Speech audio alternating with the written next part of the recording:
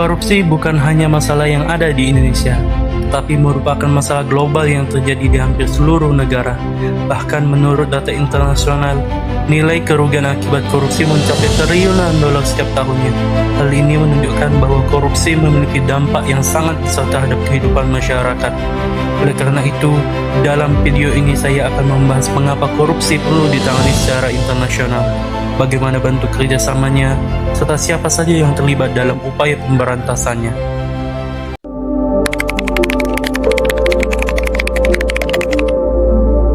Korupsi merupakan masalah global yang terjadi di berbagai negara, baik negara maju maupun negara berkembang. Namun, dampak korupsi biasanya lebih terasa di negara berkembang. Hal ini karena korupsi dapat menghambat pembangunan, meningkatkan kemiskinan, dan memperlemah sistem pemerintahan. Korupsi juga berdampak pada menurunnya kepercayaan masyarakat terhadap pemerintah. Selain itu, dana yang seharusnya digunakan untuk pembangunan justru disalahgunakan untuk kepentingan pribadi. Oleh karena itu, korupsi tidak hanya merugikan negara secara finansial, tetapi juga berdampak pada kualitas hidup masyarakat secara keseluruhan. Inilah alasan mengapa korupsi menjadi perhatian dunia dan harus ditangani secara bersama-sama. Lalu, mengapa pemberantasan korupsi tidak bisa dilakukan oleh satu negara saja? Hal ini disebabkan karena praktik korupsi saat ini sudah bersifat lintas negara. Misalnya, pelaku korupsi bisa melarikan diri ke negara lain untuk menghindar hukum. Selain itu, uang hasil korupsi sering disimpan di luar negeri agar sulit dilacak. Setiap negara juga memiliki sistem hukum yang berbeda, sehingga proses penegakan hukum menjadi lebih kompleks. Oleh karena itu, diperlukan kerjasama internasional agar negara-negara dapat saling membantu dalam menangkap pelaku, melacak aset, dan menegakkan hukum secara efektif. Tanpa kerjasama internasional, pemberantasan korupsi akan sulit dilakukan secara maksimal.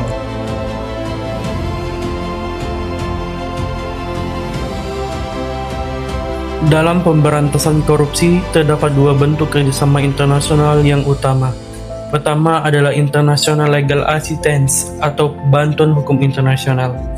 Bentuk kerjasama ini meliputi ekstradisi pelaku korupsi, pertukaran informasi, serta pelacakan dan pengembalian aset yang disimpan di luar negeri. Kedua adalah International Relation atau hubungan kerjasama antar lembaga dan negara.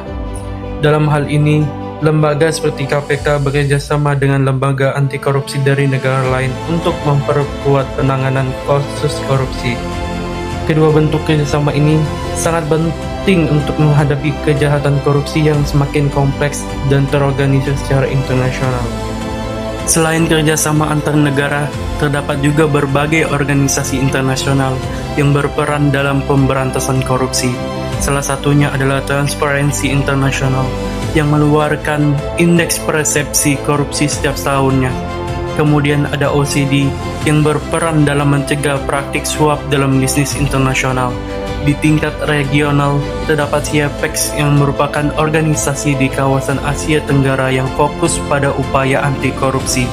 Selain itu, lembaga seperti KPK di Indonesia juga bekerja sama dengan lembaga internasional seperti FBI dari Amerika Serikat dan CPEB dari Singapura dalam menangani kasus korupsi.